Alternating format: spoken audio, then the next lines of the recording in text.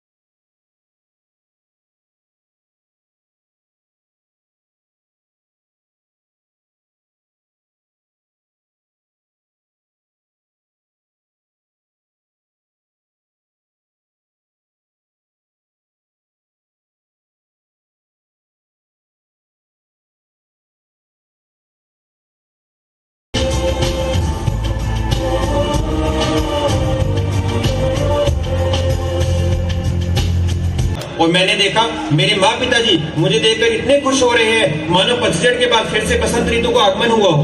दोस्तों, अभी मैंने अपने माँ पिताजी का हालचाल पूछा ही था कि इतने में मेरे बटालियन के एक सिपाही ने मुझे आकर बताया कि एक बटालियन द्रास सेक्टर की पहाड़ियों पर लड़ रही है। ये मेरे जीवन का सबसे सुनहरा अवसर था और मेरे दिल की तमन्ना थी मैं देश के लिए कुछ काम आ सकूं। मुझे गर्व है अपने माता पिता पर, जिन्होंने मुझे वापस जाकर अपनी भारत माता की रक्षा करने के लिए प्रेरित किया। तो आइए दोस्तों, ऐसे ही दृश्यों से आपको रूबरू करवाता हूँ। सुनते हो जी, योगेंद्र को देखे बहुत वक्त हो गया है। हाँ, सही कहती हो योगेंद्र की माँ, बड़े दिनों से उसकी कोई चिट्ठी भी नहीं आई है। माँ, बाबूजी, देखो भैया आ गए हैं। कैसे हो भैया? इतने दिनों बाद लौटे हो। मैं ठीक हूँ चुटकी। प्रणाम माँ। प्रणाम बाबूजी। माँ, कैसी हो तुम? मैं ठीक हूँ बेटा, तू बता कैसा है? आंखें तरस गई थी तुझे देखने को तो। जय हिंद सर। जय हिंद। कैप्टन करण, तुम यहाँ कैसे? सर हेडक्वार्टर से आपके लिए मैसेज है कि बॉर्डर पे जंग छिड़ गई है। पाकिस्तानी घुसपैठियों ने कारगिल पर कब्जा कर लिया है, इसलिए आपको भी रिपोर्ट करने के लिए बोला गया है। क्या वो पाकिस्तानी चूहे फिर से हमारे देश में घुस आए हैं? मगर उन्होंने कारगिल पर कब्जा किया कैसे? सर बॉर्डर पर बंकर खाली पड़े थे, साले घुस आए। ये तो वही बात हुई ना, घर वाले घर नहीं, हमें किसी का डर नहीं। लेकिन अगर दूध की पतीले का ढक्कन खुला भी हो तो कम से कम कुत्तों को तो शर्म करनी चाहिए। चलो ठीक है, तुम चलो, मैं आता हूँ। जी सर। बेटा, क्या बॉर्डर पे जंग छिड़ गई है? हाँ पिताजी, कुछ पाकिस्तानी घुसपैठियों ने कारगिल पर अटैक कर दिया है। फिर से उनको उनकी औकात दिखाने के लिए मुझे अभी निकलना होगा। जा बेटा, और एक बात याद रखना, जिस देश में पैदा हुए हो तुम, उस देश के अगर तुम भक्त नहीं पिया दूध माँ का तुमने और बाप का तुम में रक्त नहीं, मैं तुम्हारे सिर पर सिर्फ जीत का सेहरा देखना चाहता हूँ, विजयी होकर लौटना। माँ, मुझे आशीर्वाद दो कि अपनी भारत माता की रक्षा में अपने एक एक खून का कतरा बहा दूं। और अगर मैं जिंदा लौट के ना आ पाया माँ, तो मेरे लिए आंसू मत बहाना, क्योंकि कहते हैं शहीदों के लिए रोने से उनका अपमान होता है। नहीं बेटा, ऐसा नहीं कहते। मेरा रोम रोम तुझे आशीर्वाद देता है। तू हर जंग में विजयी होगा और अपने देश का नाम रोशन करेगा। हाँ माँ, मैं वादा करता हूँ, या तो चोटी पर तिरंगा लहरा कर आऊंगा या उसी तिरंगे में लिपट कर वापिस आऊंगा। भैया, ये राखी आपकी बहन आपकी कलाई पे बांध रही है, जो आपको हमेशा हर मुसीबत से बचाएगी। इस राखी का कर्ज अदा करने के लिए आपको वापस लौटना ही होगा। हाँ छुटकी, मैं जरूर लौटूंगा।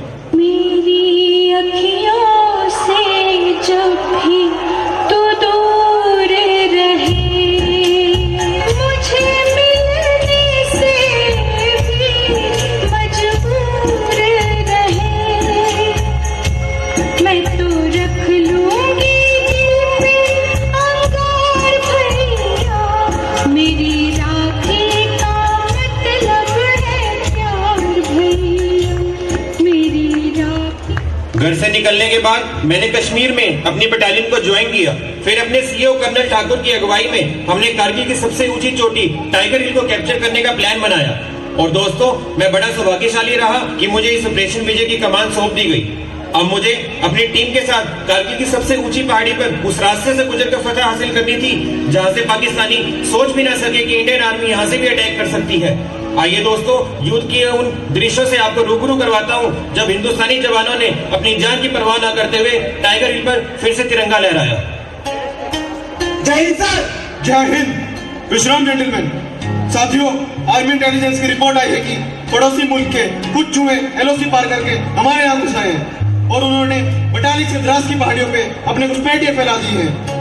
टाइगर हिल की जिम्मेदारी हमारी यूनिट को मिली है और हमारा लक्ष्य उन चूहों को एलओसी के उस पार फेंक देने का है। हम दुश्मनों को एक बार फिर से बता देना चाहते हैं कि इंडियन आर्मी जब भी किसी मिशन पे निकलती है तो कफन अपने साथ लेकर चलती है, या तो दुश्मनों को पहना देती है या खुद पहनकर देश के लिए शहीद हो जाती है। सर, चाहे हम सबके टुकड़े टुकड़े क्यों ना हो जाएं, लेकिन अपनी भारत माता के टुकड़े कभी नहीं होने देंगे। Well done captain. याद रहे साथियों, इस मिशन को पूरा करने में हमें अपनी जान भी गंवानी पड़ सकती है। सर, मरकर मिले हमें कारगिल हमारा, है ऐसी मौत से मरना हमको रोज गवारा।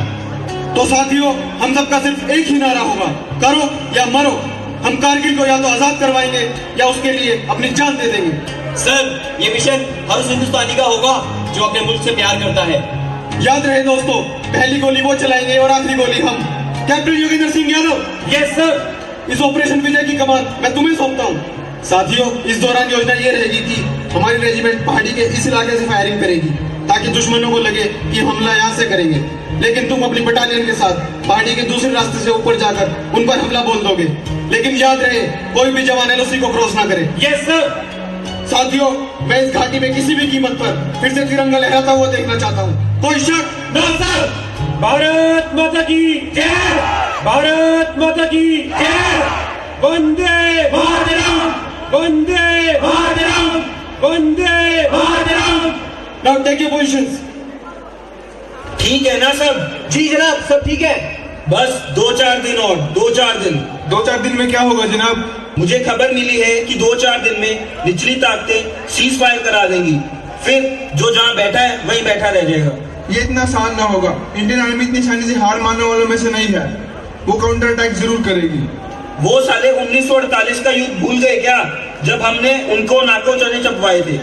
सर, इंडियन आर्मी ने आगे की तरफ से हमला कर दिया है। क्या वो साले फिर मरने आ गए? Take your position commandos, fire. कहाँ छुपे हो तुम? बाहर निकलो। मरने आए हो ना तुम सब? बाहर निकलो। मरने आए या मारने, ये बाहर आकर बताता हूँ तुझे। तेरी मौत का कफन तैयार किया है मैंने साले। 1948 की जंग में कितने मारे थे याद है ना? अच्छे से याद है सालो। 1948 में तो ले जीता था और अब कारगिल की बारी है।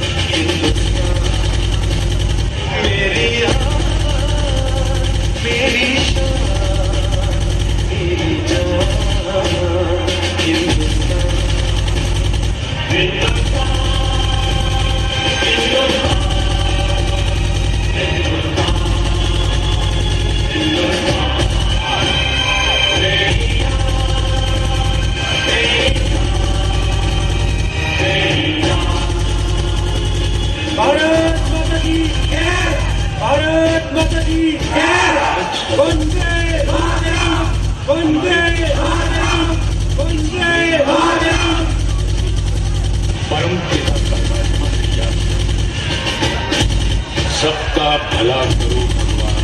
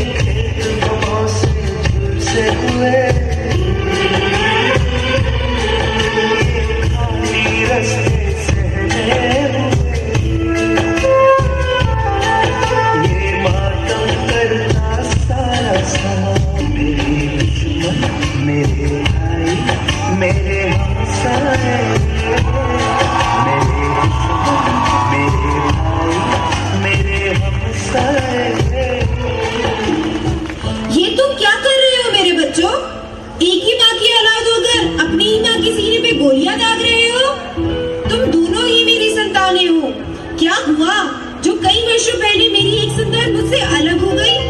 इसका मतलब ये नहीं कि तुम एक ही माँ की संतान नहीं, तुम दोनों जंग में एक दूसरे चाहते हो, लेकिन क्या तुम ये जानते हो कि दोनों तरफ की गोलियों से मेरा सीना छल्ली होता है? तुम में से किसी को भी चोट लगती है तो आज भी उसका दर्द मुझे ही होता है। बेशक बेशक आज तुम अलग हो, लेकिन मेरे लिए तुम आज भी एक हो। इसलिए उठो और एक दूसरे को गले लगाकर कसम खाओ कि शांति